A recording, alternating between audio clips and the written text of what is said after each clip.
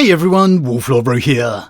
Today we are talking the mysterious Watchers in the Dark, as they finally speak. A spoiler warning to begin, as the events we're discussing today are from the Warhammer 40k Horus Heresy story, Descent of Angels, by author Mitchel Scanlon. As always, I really recommend you read the stories for yourself first, without spoilers, as that's the best way to enjoy the lore for yourself. But with that said, let's just jump straight in. Now, one of the best things about the Space Marine chapters of 40k is just how iconic each of the chapter characters are, especially when we're talking about the first founding, the big main four. We had the poster boys of duty in the Ultramarines, the wild at heart Space Wolves, the cursed Blood Angels, and the mysterious Dark Angels. That 2nd edition Angels of Death Codex most likely still goes down as the greatest codex of all time for me, really showcasing the characters of the Blood Angels and Dark Angels in all their 2nd edition glory. And a huge part of that Dark Angel mystique for me was the Watchers in the Dark. These mysterious little hooded figures, who were clearly not human, yet accompanied the chapter eternally, inhabiting the darkened, somber halls of the Rock, tantalizingly watching over the slumbering Lionel Johnson. Who were they? What are they? Are they a xenospecies, or some kind of manifestation of the chapter's guilt? What do they want? And why have the Dark Angels seemingly allowed them to remain? All just some of the few questions we've had for decades regarding the Watchers, waiting for the truth to unravel. But then came the Horus Heresy series novel Descent of Angels, a look at the origins of the Dark Angels Legion and the history of Caliban even prior to the Imperium's arrival, seeing the Knightly Order led by Lionel Johnson and Luther throughout the tainted forests of the world. And it would be here, as the young knight Zahariel pursued one of those tainted beasts deep within the forest, that he began to realise he was no longer alone. No sooner had he formed the thought than he realised he was not alone. A gentle pull on the reins halted his destrier, and Zahariel took a long, cold breath of frigid air as he sensed the presence of a number of creatures observing him from the shadows of the trees. He knows, he senses it. He could not see them clearly, so completely were they cloaked in the darkness. Yet he knew with utter certainty that they were there, watching him from the dark. Watching him from the dark. He could see them from the corner of his eyes, little more than flitting shadows that vanished as soon as he turned his head to look directly upon them. How many there were, he could not say. He glimpsed at least 5, but whether they represented the entire complement was a mystery. Kill him. He is touched by it. Whispers flittered between the trees, but Zahariel knew they were not whispers given voice by any human throat, or, truth be told, extant in a realm detectable by any of his 5 senses. He had the distinct impression of a conversation going on around him, and though the words, if such things had meaning in a discourse held without speech, were unknown to him, he understood their meaning perfectly. "Who are you?" he shouted, striving to keep his voice steady. "Stop whispering and show yourselves." The shadowy Watchers retreated further into the darkness at the sound of his voice, perhaps surprised that he was aware of them, or that he had heard their wordless mutterings. He carries the taint within him. Better to kill him now. Zahariel's hand slipped towards his sword at the threat, but a ghostly touch upon his thoughts warned him against such a hostile action. "You waste your efforts, Zahariel of the Order. You cannot harm us with the weapons of this realm." The voice echoed within his skull, and Zahariel cried out at the sound, the voice resonating as though the speaker was directly in front of him. "Who are you?" he cried, regaining control of his senses and casting wild looks around the clearing. He saw nothing, but spun his horse in a circle, his sword leaping to his hand. "Show yourselves," he again demanded. Now, Zahariel is a psyker, a boy who would go on to be the future cipher within the Legion, and so that reveals a clue as to why he can hear the Watchers speaking to each other, and how they communicate, and how it catches them off guard as well, clearly not used to humans being able to hear them. And how interesting is it that they refer to that as a taint, giving us an immediate idea of their outlook, that psychic power within humans is a taint, the power of the warp, giving us a clue that they already know of the dangers that lurk within, and that they are opposed to it. And of course, the mere presence of the Watchers in the dark here, on Caliban, long before the Emperor even arrived, before the Dark Angels Legion came to be, absolutely destroys any notion of the Watchers being some kind of psychic manifestation of the future chapter's guilt. Here, they are real, and quite clearly suspicious of the humanity they would one day accompany. Indeed, their calling of Zahariel's ability as a taint definitely echoes the future Imperium's mantra of "Beware the Witch." And that comment also of a weapon of this realm not being able to hurt them, perhaps a little clue there that the Watchers do not originate from the realm of the physical. However, the story continues, with Zahariel calling for an end to their tricks, and for the voices to show themselves. And so, one of the Watchers does. Very well. No sooner had the words registered in his consciousness than he caught sight of one of the unseen speakers. A figure stepped from the darkness of the trees. It was no more than a few feet in height, and swathed from head to foot in a hooded Hessian robe that obscured every inch of its flesh. The darkness beneath its hood was more complete than that which surrounded Zahariel, and he had the conviction that were he to see the truth of what lay beneath its cowl, he would be driven irrevocably mad. Its hands were clasped before it, each sunken in the opposite sleeve. Its posture was servile, though Zahariel detected no civility in its demeanour. "What are you?" asked Zahariel. "Are you the Watchers in the dark?" "That will suffice as an appellation for our purpose." "Purpose? What purpose?" asked Zahariel. "Communicating with you in a manner you will understand. Humans require labels upon their world to make sense of it."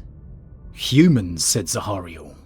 "Such a word implies you are not human, yes?" "Correct. We are of a species unknown to the majority of your race." "Then what are you?" "That is unimportant. But what is important is that you leave this place." "I cannot," said Zahariel. "I am sworn to hunt the beast that killed my friend. The creature you seek is not here, though it is close. You know where it is. Tell me." "Very well, but you must swear to leave here and never come back. These woods are corrupt, and no good can come from humans being here." "Corrupt? Corrupted by what?" The diminutive figure shook its head. "No, such things are not for humans to know. Your race already knows too much, and seeks to tamper with things that should never be. I don't understand, said Zahariel. What are you doing here? We are members of a brotherhood, much like yourself, a cabal dedicated to thwarting the most ancient evil. What evil? Asked Zahariel. You mean the great beasts? No, they are but a symptom of a greater ill. I will not name this evil. Suffice to say, it is the bane of your race, and will one day consume you. Zahariel felt a chill steal upon him at the mention of this great evil the creature spoke of, a bone-deep knowledge that it spoke the truth. Its words carried the weight of ages within them, and though such a thing was surely impossible, Zahariel felt that this creature might very well be thousands of years old, if not older. So, we get a few answers here in this appearance of the Watcher. First off, their robed appearance is the way they have always been. Nothing to do or no connection with the robed ways of the Chapter and Legion. Secondly, Zahariel already knows the term of the Watchers in the Dark. And this is because the Watchers were a bit of a whispered legend on Caliban, the tale told amongst the people of the guardian spirits of the forest, and that villagers would leave out offerings to them in the hope that they would protect them, keep the great beasts away from their homes. And so that lets us know that the Watchers in the Dark must have been present on Caliban for a long, long time. Enough for the tales to be spread and passed down throughout the generations of people, until it became folklore that all the children of Caliban grew up hearing. And with the Watchers saying the term will suffice, it's pretty clear that they were the origin of that tale as well. That they have been in some way protecting the forests and the people. And that is confirmed here in this conversation too. The woods are corrupt, and no good can come of humans being here. The Watchers know that parts of the forests are tainted, and that they are trying to get Zahariel to leave for his own good, really. And it's clear by the Watchers refusing to name that corruption twice, that that corruption must be chaos. No, such things are not for humans to know. Your race already knows too much, and seeks to tamper with things that should never be. And then, I will not name this evil. Suffice to say, it is the bane of your race, and will one day consume you. It is undoubtedly the powers of chaos that the Watcher is referring to here. And so we have confirmation, in the Watcher's own words, that they are a race against the ruinous powers. We are members of a brotherhood, much like yourself, a cabal dedicated to thwarting the most ancient evil. So, let's just spell out all the facts learnt here. 1. The Watchers are very much a different species, a very real species, that could quite possibly come from another realm entirely. 2. They are dedicated to fighting chaos. 3. They see humanity as a bit of a problem in that regard, but try to help them. 4. They see psychic power, at least within humans, as a taint. And 5. They had been present on Caliban, protecting its forests and its people for quite a long, long time. So why or how the Watchers in the Dark end up serving and working with the Dark Angels chapter isn't quite known yet. Why they do quite clearly now makes sense, because they are against chaos, and it is very much chaos's corruption that causes the legions and Caliban's destruction. And it perhaps explains a lot in regards to Lionel Johnson too. But we'll discuss that next time. As for Zahariel's encounter with the Watchers here, he continues to ask questions regarding this unnamed evil. This evil, can it be fought? He asked. Of course, all evil can be fought. Then let me help you defeat it, he cried. The figure shook its head, and Zahariel's spirits fell. Evil such as this can never be defeated. It can be held at bay for a long time, but so long as there are humans, it will exist. Then what can I do to help? Leave. Go far from this place and never return. Zahariel nodded, only too eager to be away, but unwilling to leave without discovering more about these aliens. How did you come here? Again, the figure shook his head, and Zahariel saw two more small figures emerge from the trees, their attire and posture identical to the first. He asks too many questions. His race is curious, and that will be their downfall. We should kill him. He had no idea which of the three was speaking, for their voices were multi-layered and swirled around his head like water draining through a sinkhole. Though the speakers were small, and in any physical contest Zahariel knew he could best them easily, he had no doubt that they possessed powers beyond his understanding, and could snuff out his existence as easily as a guttering candle. Why should you kill me? He said. What harm have I done you? Individually, none. But as a race, your kind threatens to doom the galaxy to eternal suffering. Zahariel's mind spun with the implications of the creature's words, that humans existed beyond the confines of Caliban, and that an entire race of humankind inhabited the stars above. The sensation was exhilarating, and to know that many of the old myths must be true was like the finest wine dancing upon his tongue. Emboldened by this new knowledge, he held out his sword and said, I have already sworn that I would oppose evil to my order, but I swear I shall do all in my power to stand against the same evil as you stand against. He sensed the creature's approbation and knew that they had read the truth beyond his words.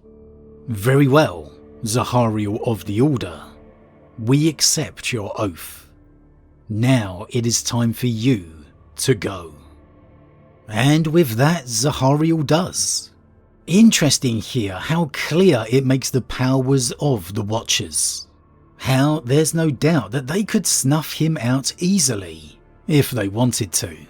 Obviously implying they're some form of psychers themselves in a way, which again makes the whole taint thing interesting, as well as them not possibly being from the same realm. Is it simply psychic power in humanity that the Watchers fear? Do they maybe originate from the warp themselves? Or do they possess some other, unknown power? Something different we have yet to truly see. I don't know, but the fact that Zahariel heard them speaking, to me implies it must in some way be psychic. But it's how this interaction ends that for me is the most intriguing, with the Watchers weighing and accepting Zahariel's oath to fight chaos. A sign maybe on why Zahariel would later fight in the defense of Terra, not betraying the angels loyal to the Lion in their war against chaos. And it's almost like a prelude to what comes even later with the Dark Angels chapter. A sign here of how the Watchers will end up with the Dark Angels, seeing in them the oath that Zahariel made here. But as always everyone, what do you think? What do you think of the Watcher's comments of a weapon of this realm not harming them?